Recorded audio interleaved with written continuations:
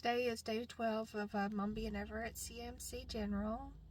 I'm not doing my parking spot today in the garage. I needed to run over to the gas station, and I needed to run over to the post office before I headed out. And I thought, well, I'll go ahead and I'll do my little spot before I get into the garage. I'll probably be spending the night at the hospital with Mom. And you know, if you believe in prayers, please send a prayer for my mom. And you know, send good vibes, and just pray for healing. But anyway, I was on Facebook earlier, and I saw somebody talking about traumatic hamster stories, and boy, do I have one. Anyway, I was always, Mom always said I was a Ellie Mae Clampett. You know, I had frogs, lizards, anything out in the wild, I'd get it. I had a ton of animals. And anyway, one time my mom got me an albino teddy bear hamster, and I named him Cyrus the Virus because I loved Con Air. And, I love John Malkovich. I also had an albino guinea pig at the same time, and I can't say, her name because, it was pretty foul. I mean, when you're a teenager, not everything is, completely 100% appropriate. We'll say that. So, anyway, Cyrus the Virus, he was a little monster of a hamster. He would bite the heck out of you. He wouldn't hesitate. I mean, he wasn't one of those cute. He was pretty, but he wasn't a cuddly, like, let me put you in my pocket, kind of hamster. No, he would, he had the little fangs of death. I mean, he did. So, anyway, Cyrus got a tumor on his side.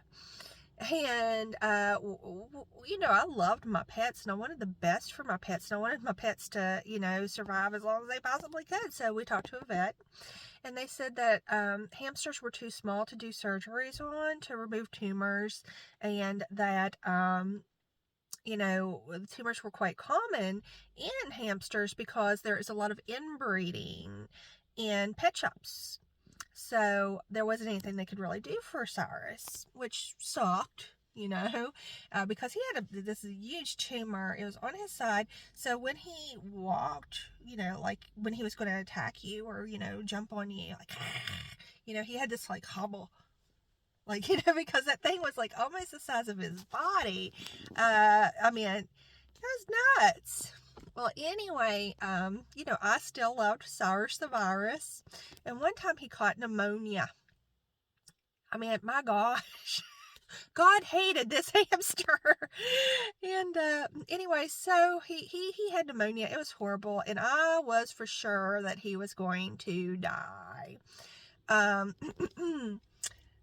He would stop breathing, and his nose was all funky, and he'd be I was like out there, like through the night, this one night, I decided to stay up with him, and I was like performing hamster CPR, like, breathe, damn it, breathe,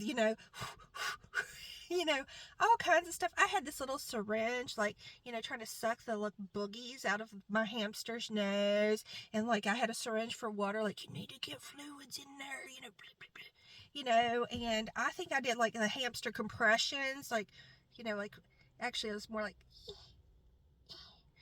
several times through the night, because he'd be like, and he'd be like gone, and be like, no, you can do it, breathe, to this hamster. I was praying. I was like, do you accept your Lord, Jesus Christ as your Lord and Savior, but he'd come back. He kept coming back. And Mom had this horrible history of when my pets would die, she would throw them in the garbage. For example, my dear Tweeter. I had a parakeet. His name was Tweeter. I was in high school when I had Tweeter, and I thought that it was really funny. You got to think of me, 16 years old. I would tell, like, people, hey, do you want to see my tweeter? But it's my parakeet, and, teenagers do stupid stuff like that. So my poor parakeet, I did name Tweeter for horrible reasons. Well, anyway, Tweeter had apparently, when I talked to the vet to see what could have happened to my bird, he had a massive heart attack because I was going through this exercise phase, and I had this fan on, and Tweeter's cage was like in between me and the fan and the exercise machine. It was like I think it was like a stair climber or something that was popular like in the 90s. Well, anyway, they said that when parakeets get cold chills, they can have heart attacks and die instantly. I didn't know that, and hopefully you do too now. So don't put a fan on your birds because they will have heart attacks and die. So anyway, apparently that was what had happened to my Tweeter. And so when Tweeter died, Mom woke me up in the morning and she's like, hey, did you know your bird's dead? Now, in her defense, Tweeter was Satan bird. He was a mean bird. He loved to, if I let him out, he would bite your toes. He would, like that little, beak. He would get to your toes in a heartbeat. So, nobody was really a big fan of Tweeter besides me. So she's like, did you know your bird's dead? And I'm like, oh my God, no! And I get out, she's like, there's no use of you getting out of bed. I've already thrown it in the garbage. So she threw poor Tweeter's corpse in the garbage.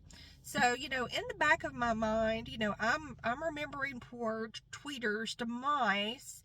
And so, I'm bawling and everything, like throughout all this hamster, breathe, damn it, hit CPR and everything, I decided I'm going to make this big sign because I needed to like rest at some point.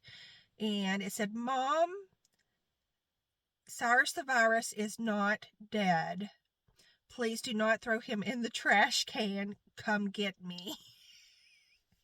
I put that on there so she wouldn't throw Cyrus in the trash can if she thought he was dead, because he would go through these spells, like it'd be like, and and I'd bring him back each time. So I was like, I can do this. I can resuscitate my hamster. And anyway, so I gave him his final rites, before I went to bed, just in case, Jesus was watching over you. You're going to go to hamster heaven.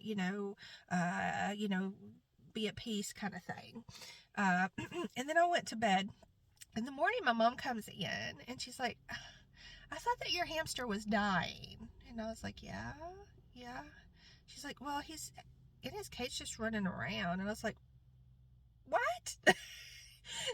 So I go in there and, Cyrus the Virus is just like, minus the giant tumor that makes him like hobble. He's just hobbling all over the place, getting in his little